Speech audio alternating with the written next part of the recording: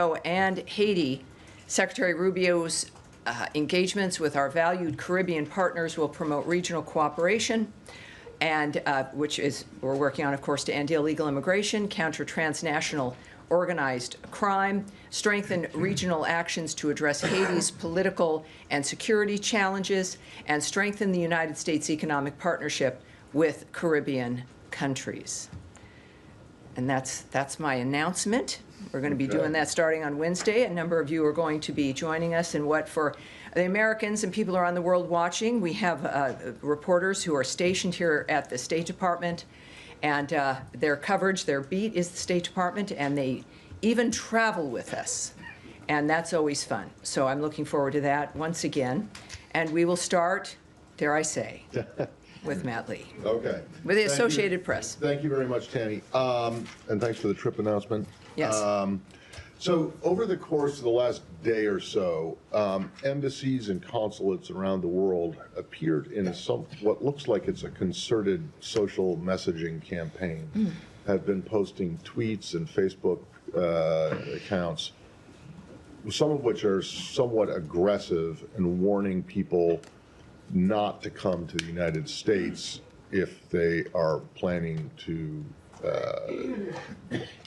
protest or cause riots or break the laws.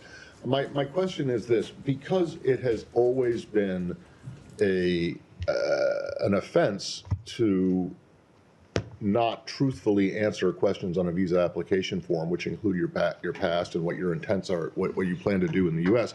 It has always been an offense that you can have your visa revoked or deported if you're found to be lying on this. I'm curious why it is that there is this Very good explanation. coordinated effort to get this message out now, and in some cases using this kind of aggressive language, like, you lie to us, you're out, that kind of thing. Well, I think that it's clear that it's a conversation that has not been happening for a while. Certain issues are in the news right now. There's a lot of new things that the world is hearing from a new administration, the Trump administration, which is in office because of its commitment to make America great again, certainly safe again, secure again, more prosperous. The Secretary of State, obviously, as you've heard, quite often has remarked on that. And part of that is what Americans see and what has been happening over the last several years when it comes to certain violence, certain attitudes, a rise in anti-Semitism, and of course in some public cases, which I won't be speaking on. But for citizens of other countries who want to come to America, I think it's reasonable. Their own countries, there's certainly some countries which are reminding their citizens that if you're going to be going to the United States, or really the argument could be to any other country, is follow the law, behave yourselves, be a good visitor, and you'll be fine. But I think that the nature of any kind of warning or reminder, as it should be, as you noted, is appropriate considering the nature of the things we've been reminding people about, which is a visa is not an entitlement. A visa and a green card are not birthrights. These are privileges. You're granted them because of what you present to the United States in trying to get it. Consular officers also talk with people and they ask you questions about why you want to come. Every sovereign nation in the world has an interest in controlling who comes in, knowing who's coming into their country, what their intentions are. We've learned this over the last several decades about the importance of security at points of entry. The world knows it, and so do we. And it is a good reminder, and we look forward to people taking it seriously. All right. Yes, Andrea Mitchell. Thank you very much, Tammy. I know the administration has always been concerned about operational security for military actions and others, things that are classified. There has been an unprecedented, to my experience, breach of operational security by a public dissemination on signal of plans for the Houthi attacks and discussions about those plans that included it has been confirmed by the National Security Council. These included the editor-in-chief of The Atlantic, Jeffrey Goldberg, on this signal chat. over a course of several days. And we should note that Mr. Goldberg did not publicize any of the classified members, CIA people who were on this chat, nor any of the classified information on the ultimate day, 2 hours before the attacks took place.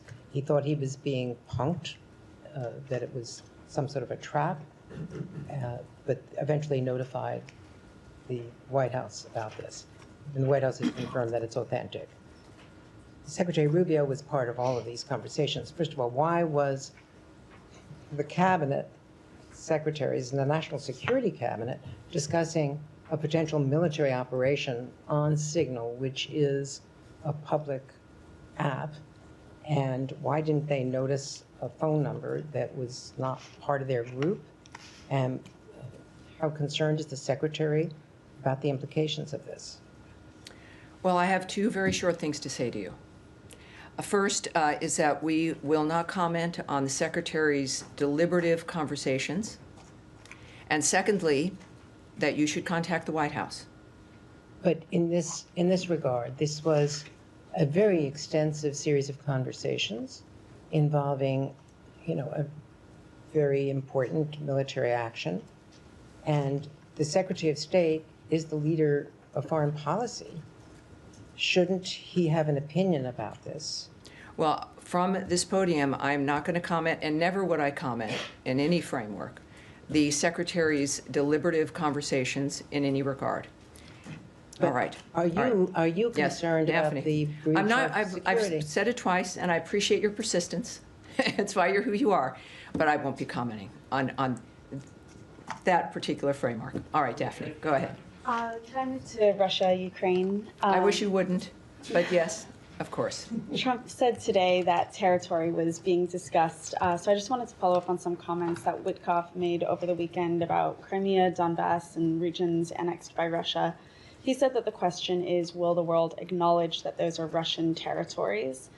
Is it the administration's view that Russia has a legitimate claim to these regions?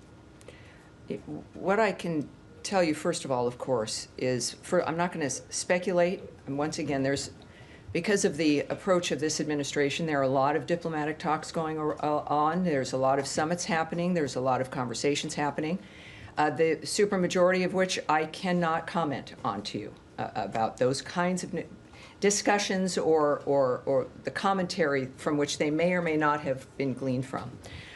What we do know, and I would refer back to the nature of what we're trying to do here, and what we've said is first and foremost in our mind. There's one thing in front of us that everyone is doing, and that is to secure the peace of that region, of those two countries, which more even than the region, the entire world. And that's the singular thing that is being worked on right now in Saudi Arabia. It is the singular thing that the president has been focused on. It is what the secretary has been working on pretty much from day one, which is, what are we in, the 9th week at this point. And dramatic changes have already occurred. Fabulous changes have occurred because of the focus. And there's really no other way to do it. You've got to have a dynamic that you're going to convince people that they can embrace and agree to. And the only way to do that is to stay with a framework that doesn't change, doesn't morph, where there's not distractions that you led away from the focus on what it is we're trying to accomplish.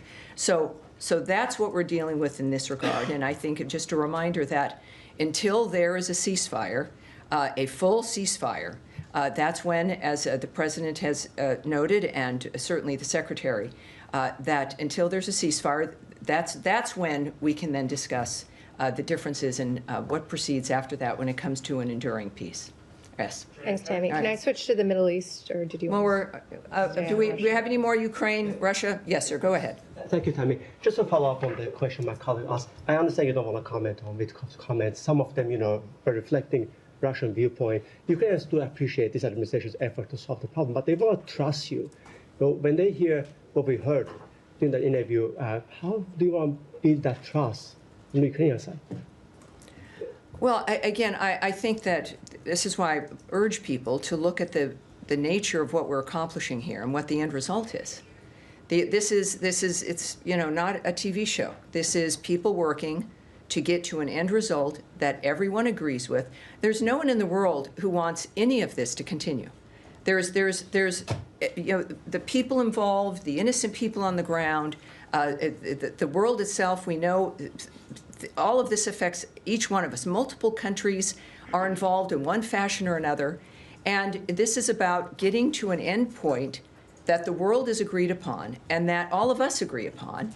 And we can talk about other interviews or what someone might say, but the fact is, it's even when the secretary's been asked about whether he trusts Putin, the fact is, and I just go back to his point when asked about that, this isn't about trust or if, who you're dealing with and whether or not you like them or you don't, or what that dynamic is. The question is, what do you end with? Is it something that makes the difference in what everyone wants? Is it what we all agree on, and what is going to get us to that North Star of making sure that the slaughter stops? Again, we still deal with every day, even with this work. The people that were alive yesterday are not alive today. People that are alive today are not going to be alive tomorrow. And the focus has to remain in that framework. And the only thing that brings us to that point are the conversations that are happening, the technical discussions now happening in Saudi Arabia, conversations between presidents, and maneuverings and negotiations and diplomatic conversations that get us to a point of peace. That is the only thing, when we think about the next day, that matters. And that takes us to that point. On that point, may I also get your comment, your reaction to attack the Sumy region this afternoon? I'm sorry, to the what, sir? Sumy region of Ukraine got attacked. They targeted residential buildings, hospitals. Over 90 people got injured. 17 of them are children. Any reaction to that, please? All of us decry the impact. This is why we do the work we do on civilians. And it is why we continue to work for the ceasefire, and what the negotiations in Saudi are right now is to get that commitment and to get that done. So that's why we're doing what we do, because of the results like that in any war are problematic and heartbreaking, and we want to stop and reverse. So that's the point of why we're doing what we're doing right now. Yes? Thank you. Following up on this story that happened last week about the termination of a grant to the Yale Initiative, research initiative, in trying to track down Ukrainian children that have been taken by Russia. You mentioned last week in this room that the data exists. It's not been deleted. Correct. We also got a comment from the State Department saying that the department does not hold the data for the conflict observatory. The data resides on a platform owned by MITRE as part of the program. And we were referred to MITRE. In terms of evidence of where these children have gone, and when you're dealing with courts of law, is this data something that, even if it's sitting somewhere on someone else's server like MITRE, is it overseen or controlled by the US government in terms of making sure that it's not being tampered with? And is there a concern that with that particular initiative, the grant to that initiative terminated, is there a concern that there's a delay in the work that these researchers were doing in terms of more of a search and rescue of these particular 30,000 children now being hindered? Well, as you noted, and I will confirm again, is that the data exists. What I will say to your question is that we know it is secure. And that is all I'll discuss about the nature of where it sits and where it is. It's secure. I will also mention something I'd mentioned to you actually earlier, which is that this data and this kind of a program, the grant has been stopped, of course, but it doesn't mean just because something has changed, as this has, that it disappears or stops or becomes something that we can't use. So I would just remind you that there's a variety of dynamics that are occurring when it comes to the world knowing about those missing children, the nature of, I know, President Trump's concern about those missing children. The world is concerned, and the fact, to say the least, Ukraine has been advocating for this. They've been passionate about saving their nation and certainly getting those children back from Russia. And I think that this is, when we think about now the nature of the negotiations, or certainly the conversations, that is part of those conversations. And it's something that we all hope will be resolved sooner than later. Yes, sir. We ready to move on to the Middle East, or you want? I think we should. Sure, let's do it. So 2 topics for you. I'll squeeze them in back to back. Mahmoud Khalil, there was a DOJ brief filing with the court regarding his case. And one of the assertions in there was that he had failed to mention part of his resume, part of his history. And one of the things that DOJ brought up was his work with UNRWA. So I know you can't comment on a particular visa case. I'm not going to ask you. I know the drill. But in a larger perspective, does the State Department now look upon work with UNRWA as a potential negative when applying for a green card or other visa? That's question 1. Question 2, on Friday, Dorothy Shea, who heads up on an interim basis the U.S. mission to the UN, called Security Council Resolution 2334 a mistake. It's been, for the most part, the defining policy around settlements for a while now, other than the first Trump admin. The spokesman for the mission told me there's been no change in policy. Her statement doesn't reflect a change in policy. But obviously, she calls it a mistake. It means something. What is the position right now of the Trump admin and the State Department on Israeli settlements beyond the Green Line? Are we going back to the Pompeo doctrine? Is it going to be used as leverage to expand the Abraham Accords, which Vice President Vance brought up today? What is the position? Speculation. I've just got to get my speculation book out. I'm not going to speculate. I'm not going to guess what's in the minds of diplomats, and diplomats are involved, including an ambassador and her statements. I'm not going to speculate on any of that, what they mean, or what other leaders are going to do or not do. And I appreciate, we all have questions about certain things.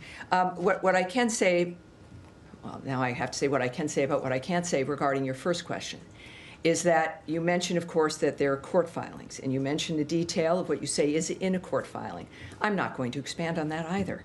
So what I can say in general is what the Secretary has said, what the President has said, what I have said on numerous occasions, and as brought up here just a little bit ago as well, when it comes to the nature of messaging regarding visas and what the United States expects, and I think what every nation expects. When someone is knocking on the door saying, can we come in? America's answer to that has usually been a resounding yes, please do, using the regular legal system to do it. But the reason that system works is because there's order to it.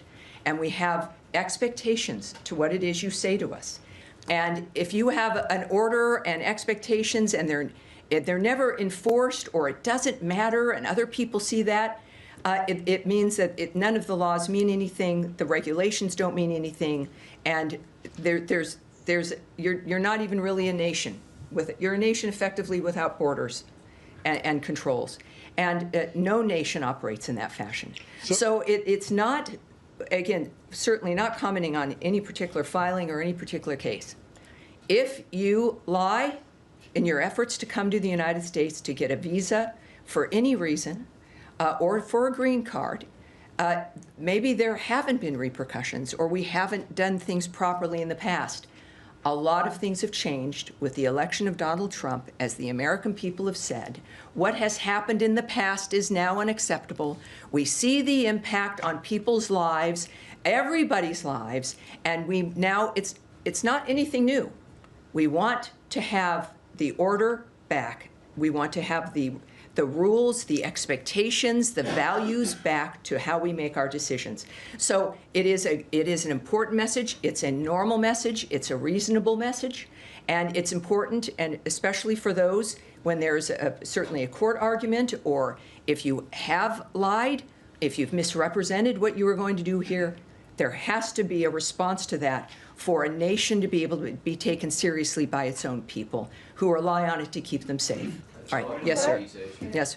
Hi, changing subject, I'm sorry. Clearly, well, hold on now. So keep that in mind. So now, Nadia, where were you going? Hold on. All of you, you're right here in front of me. I'm willing to stay here as long as I need to. Yes, Thank ma'am. you. Nadia. I have two questions, but I want to follow up on the application form, just to be clear. So you're saying that Mahmoud Khalil has lied on the application Oh, because... I never commented on his case. I never said Okay. that he did it all.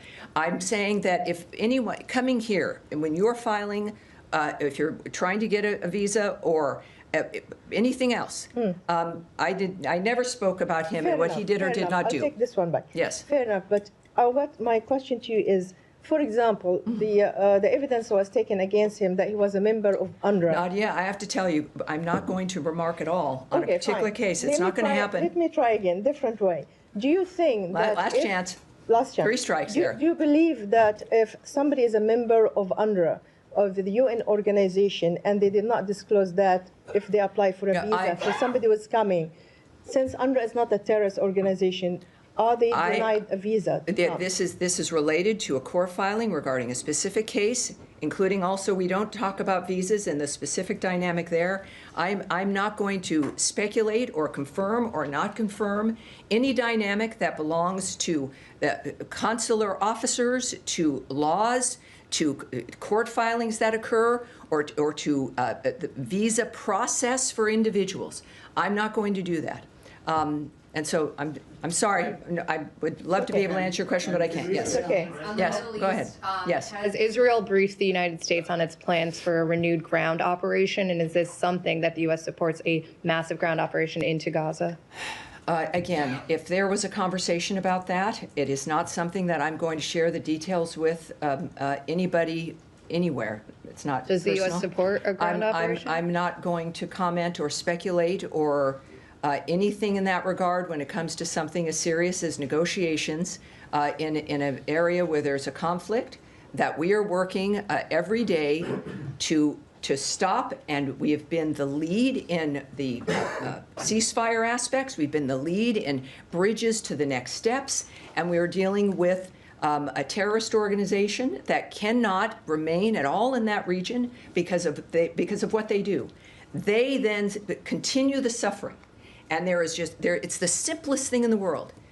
Hamas could release the hostages, which they still have, and the bodies of those that they've killed, and they could lay down their arms, and the suffering would end. All of this would end. And the questions come back, understandably, to the State Department, to Marco Rubio, to envoys, to people trying to get it to stop about one thing, or why haven't you done this, or would you do this? It is Hamas it's one step it could take, and the carnage could end. And I appreciate what you're asking, but I have certain limits in what I can express when it comes to the way decisions get made. But what we do know is that decisions have been getting made that have stopped the fighting, that have given us the first glimmer of hope in ages. And we're going to continue that kind of work because we do care, and we are determined to get peace, and we're the closest we've been in most areas than we've been in ages, and that needs to continue. Yes, sir, in the back. Can I follow up? Not at this moment. Yes, sir, in the back. I have a question on Ukraine and the European, if I can go back a little bit. My first question is, on which level the European Union will be involved in the talk in Saudi Arabia, if they will be involved? And the second one, if you can give us some more glimpse of the talk, what can you, like, something that you can share with us, like related to the ceasefire, like the Black Sea, or the part of, are we talking about part of Ukraine that's going to be given to Russia, or other left to Kyiv? Can you give us a little more? Well, I'd already mentioned before in being asked about please comments on issues after a ceasefire. There is one thing we're working on, that's a ceasefire. I have nothing to say about what comes after a ceasefire, which has to be manifested in full. And we are close to that. This is what's fascinating. We've never been closer, a breath away from a full ceasefire. And then full stop, then a discussion about an enduring peace. It's doable. Humanity has done it in the past. We can do it again, but it's never, this is the time where there has to be new ideas, where this dynamic has to stop.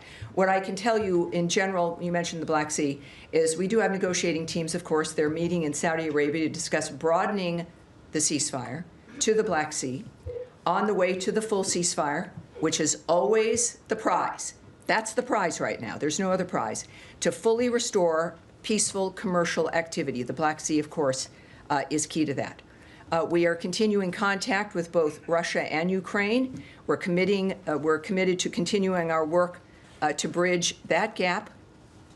As the Secretary said repeatedly, both sides will have to make compromises as we are working in this ceasefire range. President Zelensky has agreed on a partial ceasefire against energy infrastructure and has reiterated his willingness to adopt a full ceasefire. There's certainly the aspect of possibility of, well, these situations, these technical negotiations are going on now, that we hope to see where the parties have landed. And our work is about coming to an agreement about how we're going to make this happen. But the Black Sea is now directly discussed, and let's hope we have some success here. About the European Yes, sir. involvement. And is a gentleman here? In A couple of questions on Gaza. and you are, sir? Shia Britansi, Al Jazeera English. Terrific. How do you do? All right. Nice to meet you.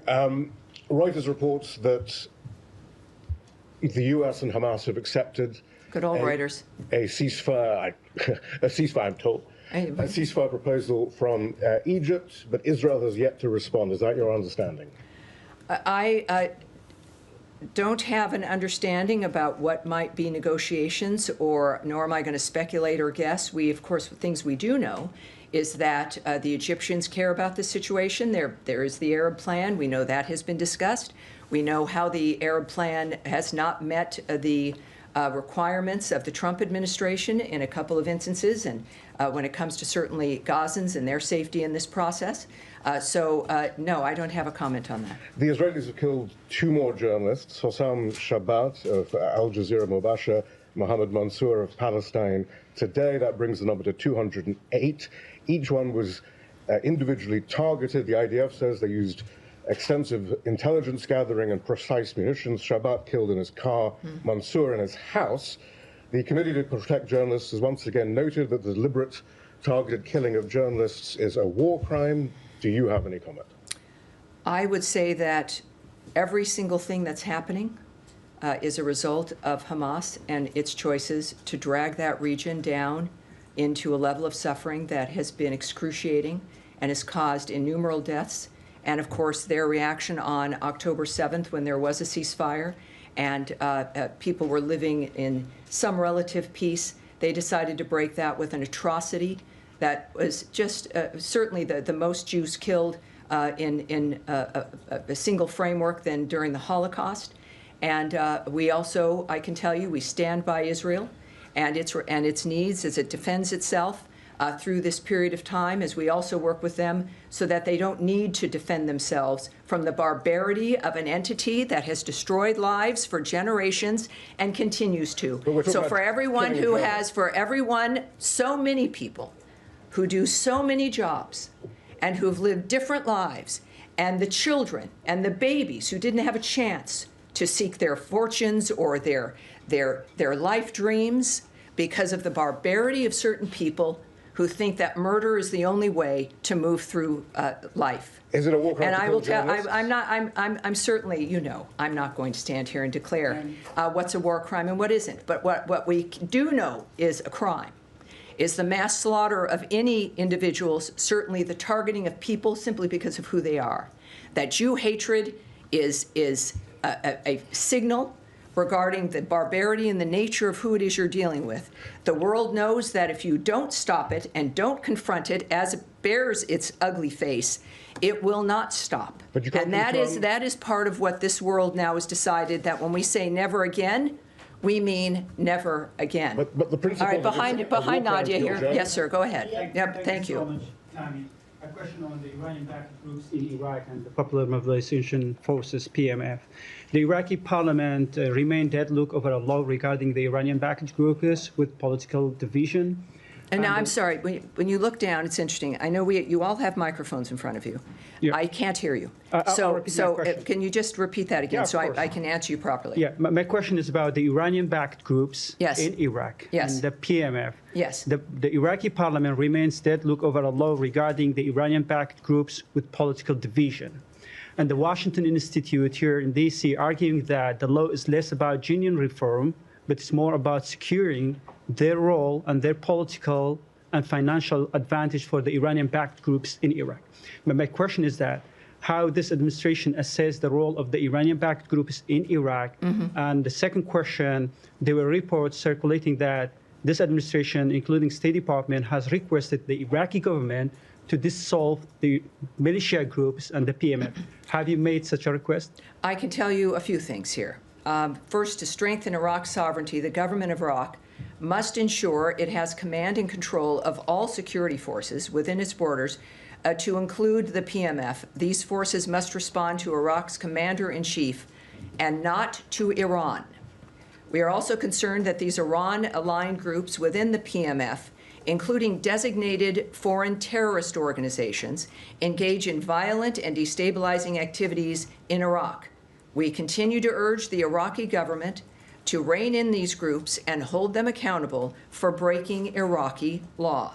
The president has no higher priority than the safety of U.S. personnel, and he has made it clear that the United States will defend itself, its personnel, and its interests. So I hope that answers your question. Yeah, thank you. Yes, Saeed, please. Thank you. You've been. Tammy. Yes, Very of course. quickly, I have a couple of questions. One on I'm not Gaza. surprised. Thank you. One on Gaza and one on the West Bank.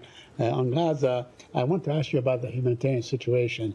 It's been determined that over 97% of Gaza's underground water is unfit for human consumption, and it's being held. Are there, aside from possibly talks for a ceasefire, another ceasefire, and so on, are there any talks that you're aware of to get the humanitarian aid going, especially the water going? And second, I want to ask you on the West Bank, but I'll wait until you answer this. Well, this is why we want, and we're very disturbed when Hamas did not perform to make sure that the ceasefire could continue, that they did not do what they said they would do.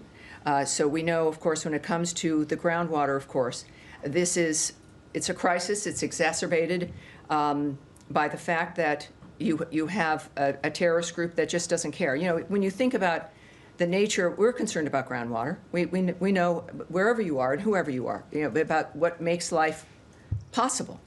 And yet you are dealing with an entity controlling and had controlled that area that not only is not caring about the nature of a quality of life, they don't care about life at all. Their reason for being is to use human beings as human shields and to murder and to rape, to just create a kind of suffering that is unimaginable for civilized human beings. So, of course, we care about this. This is why this administration has been determined and has been focused on changing that environment so it doesn't repeat for every generation. There's a certain point where all of us in this room will be gone from this planet.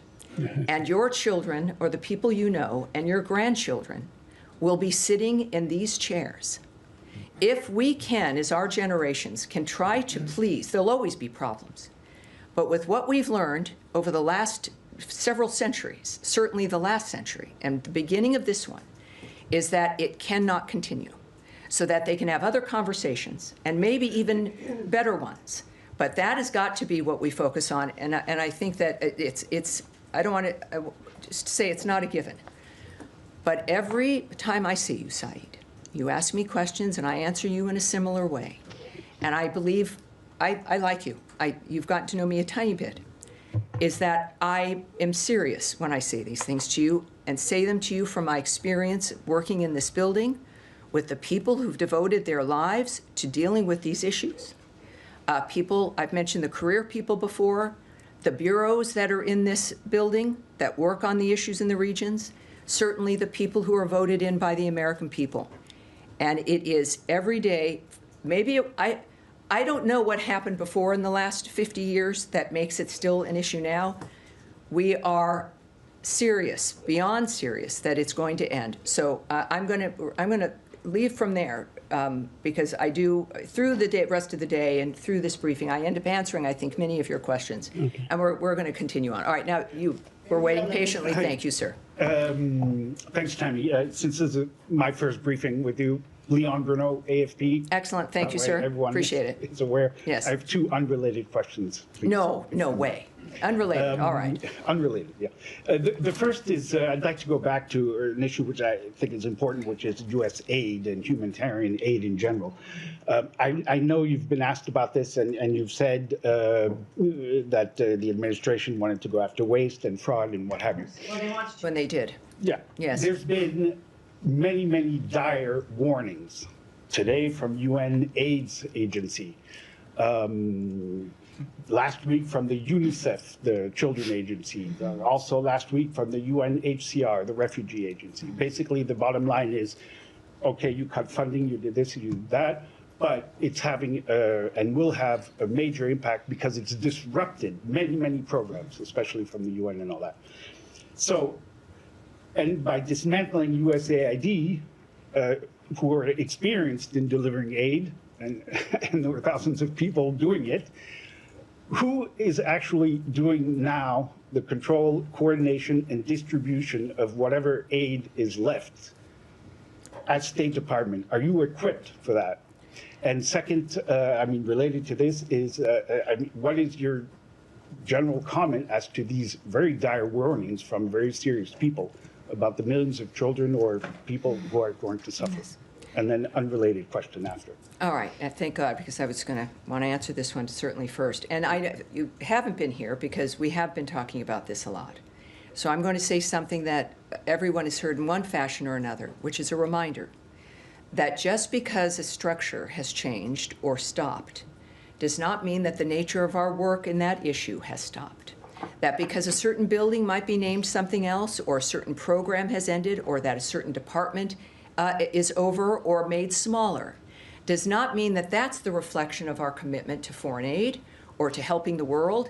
That is pretty much what America's done from the start, and we continue to do because it matters. But it will only work when we understand whether or not it is working to accomplish the thing that the people running it say it would accomplish. If the money that is spent is actually, again, according to Samantha Power on her way out as the lead of USAID last year, said 7 to 10% of the money afforded to programs through her entity only gets to the people that need it, making a person wonder, and this is a new debate, of where does the other 90% go? So it is the height of irresponsibility to give people hope with spending billions of dollars, and it's not even reaching the people that you've told that it is supposed to go to. They don't see it. And you don't see the world getting better, do you? You see different things going on, but our expense of foreign aid increases, and you'd think if the foreign aid process was to work, the need for foreign aid would decrease, but it doesn't. It gets bigger and bigger and bigger. The Secretary has called it a foreign aid industrial complex, I think. And there is so much money that what has happened now is, in fact, a reform of this framework to make sure that if we're going to spend, as we have and will likely do in some fashion, billions of dollars to help the world, damn it, those billions of dollars better help the world. That is the basic standard. So there is disruption. We understand that. But it doesn't mean everything has come to a halt. It doesn't mean it ever did, or that it will in the future. Our commitment to foreign aid remains. And just because how it used to look, what it was before is gone, it means that it's going to just look differently. And it will be more efficient. And the waste, abuse, and fraud, which in the beginning of your question, you said in a little bit of a snarky manner, sometimes I'm snarky as well, that was like what was said is that we wanted to deal with. Why else, I can say this for this administration, I think, for this State Department, why else are we here? For us, it's to fix this thing. It's to make it really work. It's to make it work for people and to fulfill the promise of what we're supposed to be able to do, and not just have the facade because of a building or because of giant grants and money. So it's disruptive, Again, it's foreign aid is not going to stop, not by any means. And the form in which it takes and what we expect for it to align with what's important to the United States, it is the taxpayer dollars. What's important to us has made us the best country in the world and everybody wants to come here, and that we're able to help the world because that's what this nation is, and that's going to continue. But it wouldn't be able to continue if this nation did not look seriously at where the money was going and the amount of waste and fraud that has existed. But there were And thousands of people who were dealing with this. Who is actually dealing with it at State Department? You have the manpower to do there it. is State Department, the United States government. It's a very big entity. And there are people, not just, I talk about this with the ceasefires and the negotiations and foreign aid and everything else. Because you don't see it and it's not in front of you doesn't mean it's not happening. It is an operation around the world that is the biggest in humankind. So I'm going to move on from that because coming now to each of the briefings would be good because you would have heard these answers beforehand. Yes, Andrea, let's get to some people in the back who've had their hands up. Glasses on, please. Yes, sir. Go ahead. I have a question back to the West Bank. I'm wondering if you've seen reports that the co-director of the Oscar-winning film No Other Land was just beaten by settlers and taken from the ambulance from which he was carrying. If not on that particular, there's been a spike in settler violence in the West Bank over the last 15 months. How concerned is this State Department about what we're seeing in the West Bank?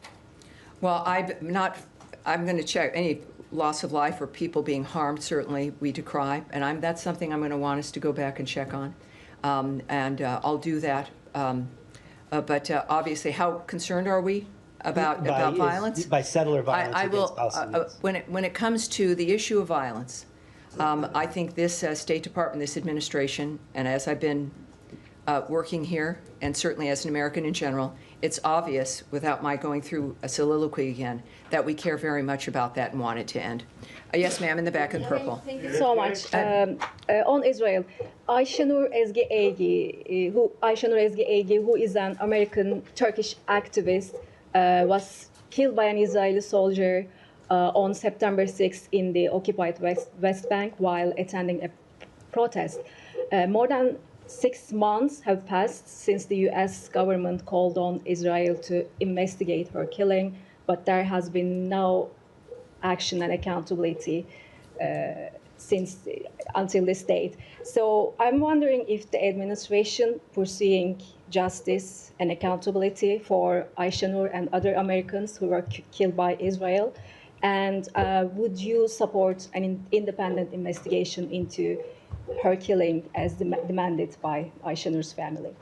Because of the world we live in, often I have to say we decry the harming or the injury or the killing of anyone.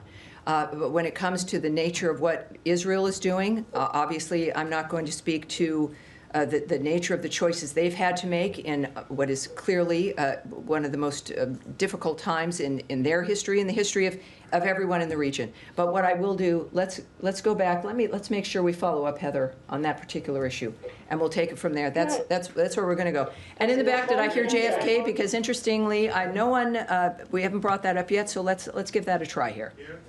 Who is JFK? So who keeps saying JFK? Excellent, thank you. In the back? All right, let's do it. JFK assassination is obviously back in the news, and Jefferson Morley of JFK Facts was on Bill O'Reilly's show, analyzing some of the documents that the Trump administration has released.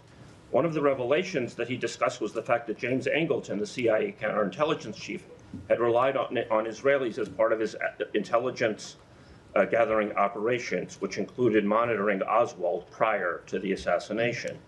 As you may be aware, JFK in the summer of 1963 was deeply concerned with Israel acquiring nuclear weapons. He had sent a series of letters to Ben-Gurion, Israel's founding prime minister, demanding that Israel allow inspectors. Ben-Gurion resigned just when he was pressed on the issue. I've got something I can say to this. Yeah, I do. You want me to say something? I got a question for you. All right. Israel continued stalling the inspections, and JFK was, of course, assassinated in November. Every president since has adopted Israel's policy of refusing to acknowledge the existence of Israel's nuclear arsenal. My question to you is, will this administration finally do so. Boy, we went from JFK and then to now Israel's Will you nuclear acknowledge arsenal. Israel has No, nuclear weapons? I understand. I understand. Here's what I will tell you about the JFK files. I'm not There's asking about about 80. Excuse me, sir. Please. Thank you. About 80,000 pages of unredacted records related to the Kennedy assassination are currently being released, and I think they've finished at this point, by order of President Trump. We know that also, as I'd been asked before, if there was any other material anywhere, this is it. This is all the material. It's out, and again, unredacted, and so that's good news. For my generation, this is also good news, certainly as you grow up with that kind of a dynamic that happened in this country. And now, of course, we happily can say that Robert F. Kennedy Jr. is contributing to the nature of our nation and making a difference as well. As far as the speculation and conspiracy theories about what was happening regarding that assassination and in the decades that followed, I have no comment for you, and nor am I going to speculate or comment on that. But I appreciate you being here and asking in that regard. At the end, yes, sir. Go ahead, please. Thank you. So much Go ahead. Bangladesh. Please. Let's keep going. Thank you, Tammy. On Bangladesh, I have two questions. Bangladesh Army Chief warns of imminent Islamist extremist attacks on Bangladesh. Given the U.S. commitment to counterterrorism, what step is the U.S. taking to prevent Bangladesh from becoming another Afghanistan? Tammy, I have second question. How is the U.S. government addressing the unlawful imprisonment of journalists under Mohammed Yunus government and working to uphold press freedom in Bangladesh? Thank you. Yes, well, with the questions that we deal with a lot, I think that we go back to what's most important in the nature of how we handle other countries, what we expect of them, if we consider them our friends, the diplomatic scenario. Fortunately, we have an administration and a Secretary of State who's completely committed to diplomatic resolutions, to face-to-face conversations with our friends around the world, and certainly the impact, hopefully, of our strength and our president, who is known for taking things seriously, to know that we expect every country, certainly Bangladesh and others, to say the least, to follow the rules of human rights and to be cognizant and fair regarding the behavior and what their own citizens expect from their government. So I think that's a North Star for any nation, and I'm going to move on. We'll get one more in here. So yes, go right here. Right here. Ahead of Second Lady Ushavance's planned trip to Greenland later this week, Greenland's Prime Minister called the visit a sign of American aggression and said that we're now at a level where it can in no way be characterized as a harmless visit from a politician's wife. Do you have a response to those comments, and do you see the relationship between the U.S. and Greenland as having deteriorated over the course of the past couple months? Well, I can tell you about the Second Lady's trip, so we'll start there. As the White House has announced, Second Lady Usha Vance will travel to Greenland with her son and a United States delegation to visit historical sites, learn about Greenlandic heritage, and attend Greenland's national dog sled race. The delegation will depart for Greenland on Thursday, March 27th, and return to the United States on Saturday, March 29th. When it comes to, I think, the details, the relationship between those two countries in particular, I would refer you to the White House for that. All right. I think that's it. All right. We're good. We're good. Thank you, everyone. I'm glad we got as much covered as we did. And no doubt, I'll be back on Friday, so we will be here Friday. And I'll see you then. Have a great rest of your day. Thank you. Thank you.